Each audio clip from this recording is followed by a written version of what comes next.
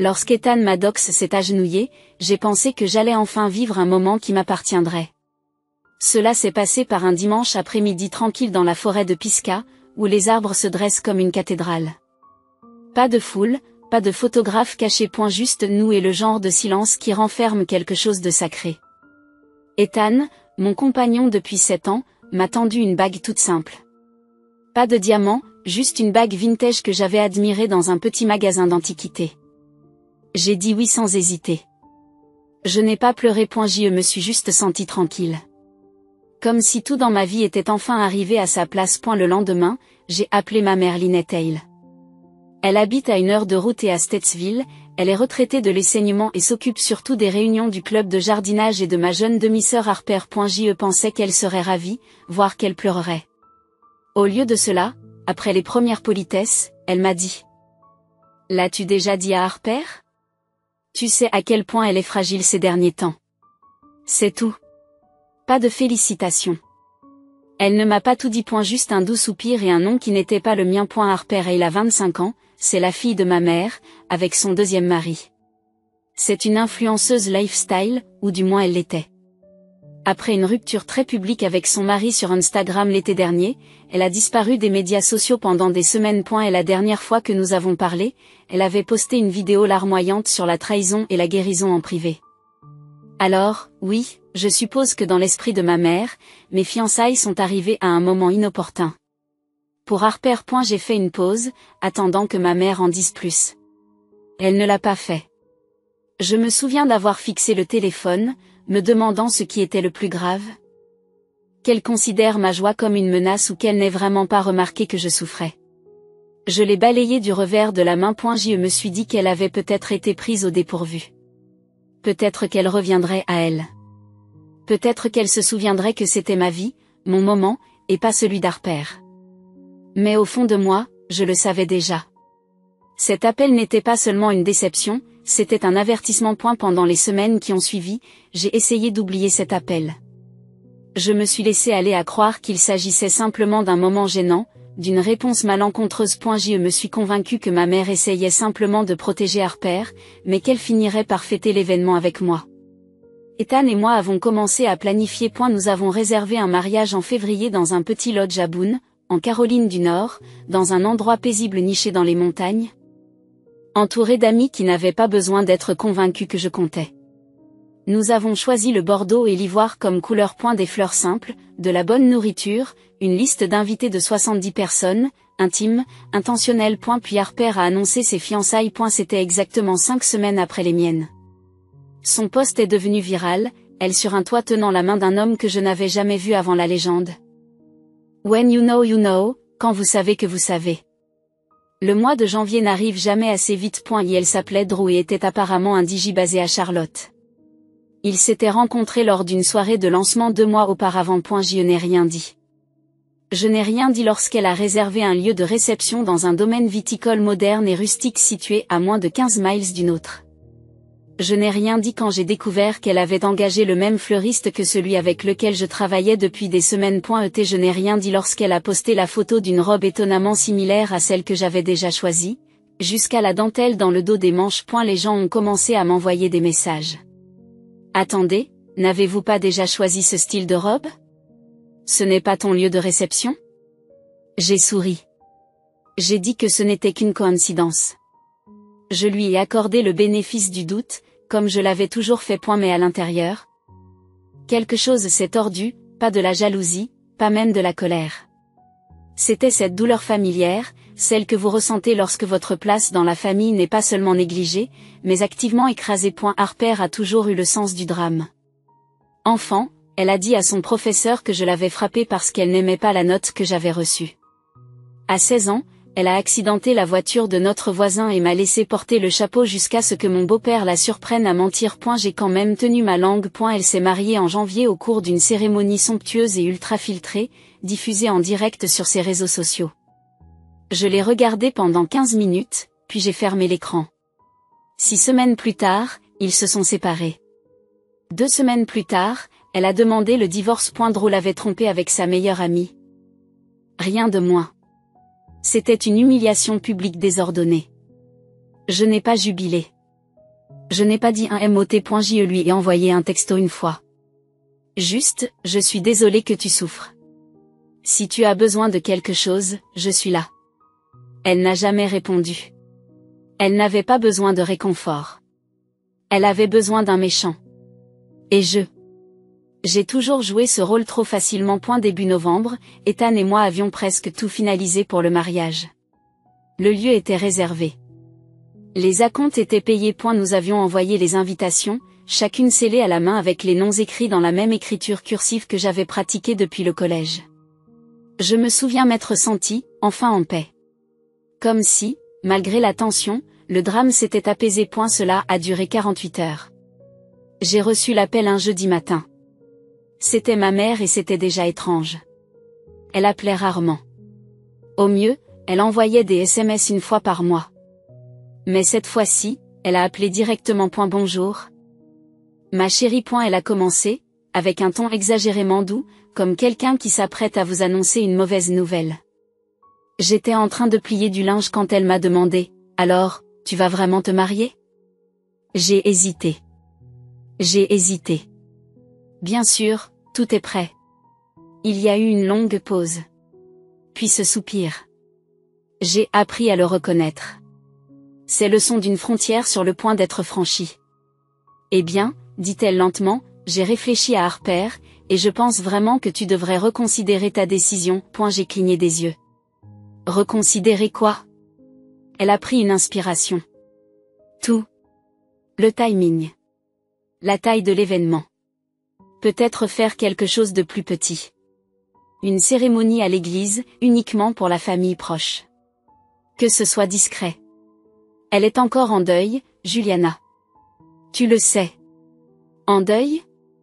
Le mariage éclair de Harper s'est terminé il y a un peu plus d'un mois. Elle n'avait pas perdu un conjoint de 20 ans.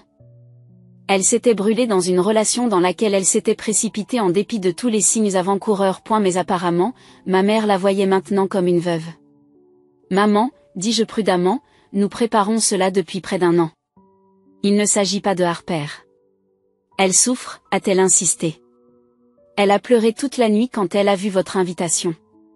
C'est à ce moment-là que j'ai ressenti le vieux sentiment amer de culpabilité, celui qui murmure que si quelqu'un d'autre est malheureux, tu dois en être la cause. J'ai gardé ma voix égale. Ce n'est pas juste. Ce mariage n'a rien à voir avec elle. Elle a craqué, si tu aimais vraiment ta sœur, tu attendrais qu'elle soit plus forte. J'ai mis fin à l'appel peu après. Ce soir-là, Ethan est entré dans la pièce en tenant son téléphone, les sourcils froncés. Ta mère m'a appelé, a-t-il dit. Je me suis figée. Qu'est-ce qu'elle a dit? J'étais le plus raisonnable. Que je comprendrais pourquoi un grand mariage ferait du mal à Harper. Que je pourrais peut-être te convaincre de faire marche arrière. Je me suis assis. C'est dur. Elle t'a appelé derrière mon dos. Il a hoché la tête. Je lui ai dit non. Que nous ne changions rien. J'ai avalé le nœud qui montait dans ma gorge. Il ne s'agissait plus seulement des sentiments de Harper. Il s'agissait de contrôle, d'un contrôle doux et culpabilisant. Et c'était une chose à laquelle j'avais fini de me soumettre. À Thanksgiving, la situation était passée d'inconfortable à insupportable. J'avais commencé à le remarquer de manière subtile. Un cousin qui avait l'habitude de m'appeler toutes les 2 semaines a cessé de répondre à mes messages. Ma tante Denise, habituellement la première à me demander des nouvelles du mariage, m'a envoyé un message vague. Peut-être qu'il faut laisser de l'espace à Harper. Elle a traversé tellement de choses. C'est la phrase que tout le monde répétait. Elle a tellement souffert, comme si cela faisait de mes fiançailles une attaque personnelle. Puis vinrent les chuchotements.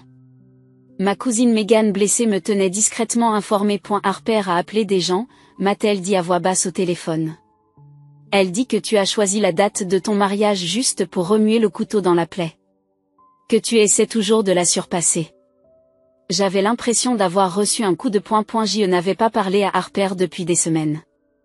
J'avais choisi notre date il y a presque un an, bien avant ses fiançailles impulsives, bien avant son divorce.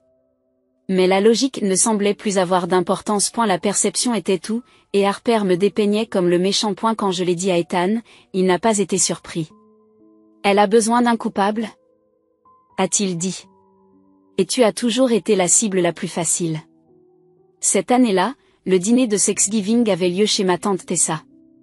J'ai failli ne pas y aller, mais Ethan m'a convaincu. Tu as tous les droits d'y être, a-t-il dit. J'y suis donc allée en retenant mon souffle pendant tout le trajet. L'atmosphère était plus rigide que d'habitude. Harper était déjà là quand nous sommes arrivés, assise dans le salon comme une princesse blessée. Elle était toute de blanc vêtue. Ses cheveux étaient parfaitement bouclés. Son expression était vide mais fragile, comme si elle risquait de se briser si quelqu'un parlait trop fort. Nous l'avons saluée poliment. Elle a hoché la tête mais n'a pas dit grand-chose. J'ai essayé de me tenir à l'écart, discutant tranquillement avec tante Tessa des fleurs, des pivoines, des renoncules, et de la possibilité qu'elle tienne en février. Puis c'est arrivé. Harper s'est soudain levée, secouant la tête tandis que ses yeux se remplissaient de larmes. « Je ne peux pas faire ça », a-t-elle murmuré à voix haute. « Je ne peux pas rester assise ici pendant qu'elle parle de ce mariage comme si rien ne m'était arrivé. » Tout le monde est devenu silencieux. Ma mère s'est précipitée à ses côtés, l'entourant instantanément de ses bras. Harper enfouit son visage dans ses mains, en sanglotant. Elle a raison, dit ma mère en me regardant droit dans les yeux. Tu manques d'égard, Juliana. Mes mains se sont serrées sur mes genoux. Je sentais que tout le monde me regardait. J'avais envie de crier. Au lieu de cela, je me suis levée et j'ai dit calmement que ce mariage ne concernait pas Harper. Et elle ne l'a jamais été. Le visage de Harper s'est déformé. Tu as toujours pensé que tu étais meilleure que moi. J'ai regardé ma mère, attendant qu'elle intervienne. Elle ne l'a pas fait. Je suis partie tôt ce soir-là. Je n'ai pas dormi la nuit suivant Thanksgiving. Je suis restée éveillée à regarder le plafond, la respiration douce d'Ethan à côté de moi.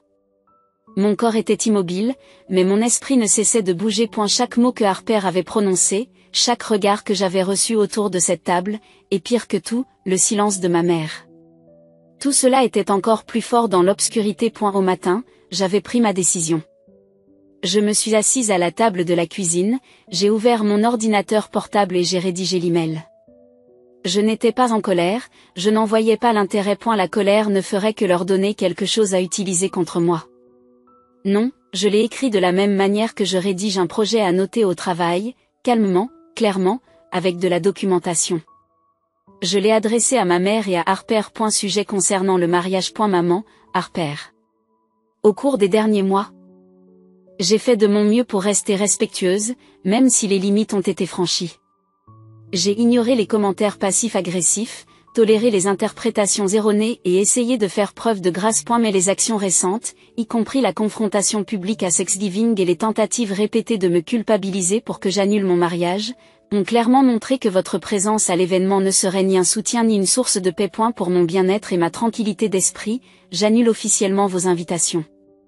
Je vous souhaite à tous les deux de guérir, mais je ne peux pas permettre que ce schéma se poursuive pendant l'un des jours les plus importants de ma vie. Juliana. Je l'ai relu 2 fois, puis j'ai appuyé sur envoyer.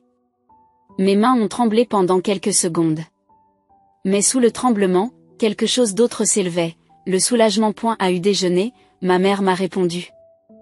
Je n'aurais jamais cru que ma fille trahirait ainsi sa propre famille. Tu as choisi un homme plutôt que ton sang. Si ton père était vivant, il aurait honte. Classique. Le voilà, le souvenir de mon père, utilisé comme une arme. L'outil préféré de ma mère lorsqu'elle voulait trancher dans le vif sans élever la voix. Je n'ai pas répondu. Quelques heures plus tard, le courriel de Harper est arrivé. Long, chaotique, plein de contradictions. Elle m'accusait d'être jalouse. Elle prétendait que je l'avais toujours détestée. Say, je sais que les choses sont bizarres en ce moment, mais j'ai vraiment besoin de parler à quelqu'un. J'ai l'impression que tu es la seule à m'avoir vue ces derniers temps. J'ai fixé les mots, puis Ethan. Elle ne t'a jamais aimé, dis-je lentement. Pourquoi te tendrait-elle la main maintenant? Il a hoché la tête. Je n'aime pas ça non plus. Il y a quelque chose qui ne va pas. Nous nous sommes mis d'accord pour ne pas répondre. Mais au cours des 3 jours suivants, elle a continué à envoyer des messages. Chaque message était plus intime, plus soigneusement manipulé. Tu as toujours été gentil avec moi. Juliana ne comprend pas ce que j'ai vécu. Parfois, je me demande si les choses auraient été différentes si nous nous étions rencontrés en premier. Ethan n'a jamais répondu à un seul message. Il m'a montré tous les messages. Nous avons fait des captures d'écran puis est arrivé le dernier. Je sais que c'est mal, mais je n'arrête pas de penser à toi. Je pense qu'il y a quelque chose entre nous, Ethan. S'il te plaît, ne prétends pas le contraire. J'ai senti une étrange immobilité s'installer en moi. Pas de la rage. Juste, une confirmation. Harper n'essayait pas seulement de faire de moi le méchant. Elle voulait détruire tout ce qu'elle ne pouvait pas avoir pour elle. Ethan me regarda. Comment veux-tu gérer ça? J'ai pris une inspiration. Bloque-la. Mais fais d'abord une capture d'écran de tout ce qui se passe. Il a acquiescé et c'est ce qu'il a fait. Je n'ai pas envoyé de message à Harper. Je ne l'ai pas confronté. Il n'y avait plus rien à dire. A eu lieu de cela, j'ai ouvert mon courrier électronique, joint les captures d'écran et les ai envoyées à ma mère accompagnées d'une brève note. J'espère que cela t'aidera à comprendre pourquoi Harper n'est plus la bienvenue au mariage. Je n'en parlerai plus. Ma mère a répondu dans l'heure qui a suivi. Tu interprètes mal sa douleur. Tu en fais une affaire personnelle. À ce moment-là, j'ai compris qu'elle ne refusait pas seulement de voir la vérité. Elle avait besoin de l'ignorer. Parce que sinon, elle aurait dû admettre ce qu'elle avait soulevé. Il y a une sorte de silence qui vous protège plus que toutes les excuses possibles. Le matin du mariage était calme. De la plus belle façon qui soit. L'air de la montagne était froid et pur. La neige naissante saupoudrait les arbres comme du sucre en poudre. Le chalet sentait le pain et le pain frais. Ma robe était suspendue à la fenêtre, d'un ivoire doux à contre-jour. Pour une fois, mes mains ne tremblaient pas. Mes demoiselles d'honneur entraient et sortaient de la pièce, retouchaient le maquillage, ajustaient les voiles, riaient de tout et de rien. J'ai laissé leur voix m'envahir comme de la musique. Ethan et moi avions décidé de nous regarder avant la cérémonie. Lorsque je suis sortie dans le jardin et que je l'ai vu m'attendre, j'ai oublié les mois de stress, les messages, les chuchotements, les longues nuits. Tout ce que j'ai vu, c'est lui. C'était notre jour. Enfin. C'est du moins ce que je pensais. 30 minutes avant la cérémonie, Amanda, ma demoiselle d'honneur, s'est précipitée dans la suite nuptiale. Son visage était pâle. Tu ne vas pas le croire, a-t-elle dit. Ta mère et Harper sont ici. J'ai cligné des yeux. Quoi? Comment se sont-elles présentées à l'entrée? La sécurité les a arrêtées, mais elles refusent de partir. Ta mère pleure, Harper crie.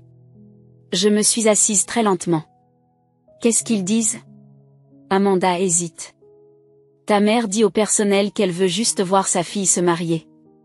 Harper. Plus fort. Elle dit que tu es un narcissique au cœur froid qui détruit la famille. Pendant une seconde, j'ai failli me lever. J'ai failli sortir pour leur dire ce que je pensais. Mais je me suis arrêtée. C'est ce qu'ils voulaient, me ramener dans leur chaos, se remettre au centre. J'ai regardé Amanda dans les yeux. Dites à la sécurité de garder la ligne. Ils ne sont pas les bienvenus. Elle a acquiescé et est partie. Je pouvais encore entendre la voix de Harper résonner faiblement dans l'allée, stridente et de plus en plus forte. Tu vas le regretter. Juliana.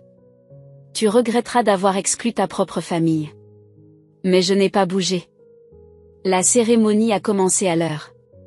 En descendant l'allée, je n'ai pas regardé vers l'entrée. J'ai regardé Ethan. J'ai regardé les gens qui s'étaient présentés avec amour, et non pas pour faire pression. Nous avons prononcé nos vœux sous des lumières scintillantes et des poutres en cèdre. Lorsque j'ai regardé nos invités, je n'ai pas vu qui manquait à l'appel. J'ai vu qui était resté. Plus tard, j'ai appris que Harper et ma mère avaient été escortés hors de la propriété par le personnel. Que ma mère avait pleuré théâtralement pendant qu'ils s'éloignaient. Que Harper avait jeté son corsage sur un agent de sécurité. Mais je n'ai rien vu de tout cela. J'étais trop occupée à danser avec mon mari. Parfois, la chose la plus radicale que l'on puisse faire est de protéger sa joie sans s'excuser. Sans permission. Nous sommes rentrés dans notre suite d'hôtel juste après minuit. Mes cheveux étaient défaits. Je n'avais plus de chaussures. J'étais épuisée comme seule la joie peut vous épuiser. J'ai vérifié mon téléphone par habitude. 12 appels manqués. 9 messages vocaux. Tout de ma mère. Je n'en ai pas écouté un seul. Au lieu de cela, J'ai rangé mon téléphone dans le tiroir de la table de nuit, j'ai éteint la lampe et je me suis endormie à côté de mon mari. Je n'étais plus un fiancé. Je n'étais plus une fille qui attendait d'être choisie. Le lendemain matin, alors que nous préparions notre courte lune de miel à Asheville, ma cousine Megan m'a appelé. « Tu ne vas pas croire ce qui s'est passé hier soir », m'a-t-elle dit, presque essoufflée. Ils se sont battus comme des fous, en hurlant. Je n'ai même pas eu besoin de demander qui. Apparemment, après avoir été escortés hors du mariage, Harper et ma mère sont rentrés chez elles. Et les fissures qui se formaient depuis des années se sont enfin ouvertes. Harper a reproché à ma mère de ne pas avoir fait assez pour empêcher le mariage. Elle a hurlé que ma mère aurait dû me faire annuler, qu'elle aurait dû se battre plus fort. Que tout cela était de sa faute. Pour la première fois depuis des décennies, ma mère a répliqué. Elle a dit à Harper d'arrêter de blâmer les autres pour le gâchis qu'elle continuait à faire. Elle lui a dit qu'elle devait grandir. De prendre ses responsabilités. À la fin de la dispute, ma mère a mis Harper à la porte. Elle habite chez une amie maintenant, a dit Megan. Mais honnêtement, personne ne lui court après. Je me suis assise sur le bord du lit et j'ai écouté. Je n'étais ni surprise, ni en colère. Juste, fini. J'avais passé ma vie à être celle qui plie, qui aplanit les choses, qui donne de l'espace à Harper pour qu'elle se sente entière. Maintenant. Je me suis simplement retirée de l'équation et ils se sont retournés l'un contre l'autre. Ce n'était pas une vengeance, ce n'était pas une victoire, c'était la gravité. À la réception, nous avions laissé une petite place réservée près de la cheminée. Un Bristol délicatement posé sur le coussin. Harper Hale. Elle est restée vide toute la nuit. Personne n'a demandé pourquoi, personne n'a essayé de le remplir. D'une certaine manière, c'était le moment le plus honnête de tous. Ils n'ont jamais manqué à ma vie. Ils n'en faisaient tout simplement pas partie.